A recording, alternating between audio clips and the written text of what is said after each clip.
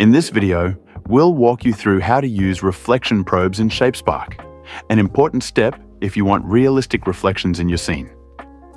A reflection probe captures a 360-degree panorama of its surroundings, which Shapespark then uses to generate reflections.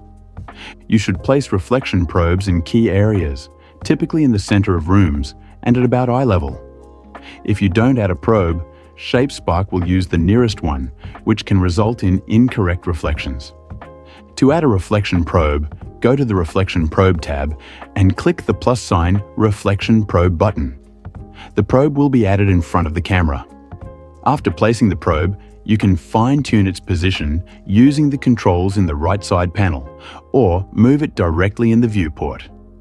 For more accurate reflections, enable the bounding box option. In simple interiors, a bounding box is automatically added. It can be modified anytime with the bounding box min and bounding box max controls. Reflection probes are a simple yet powerful way to boost realism in your scene.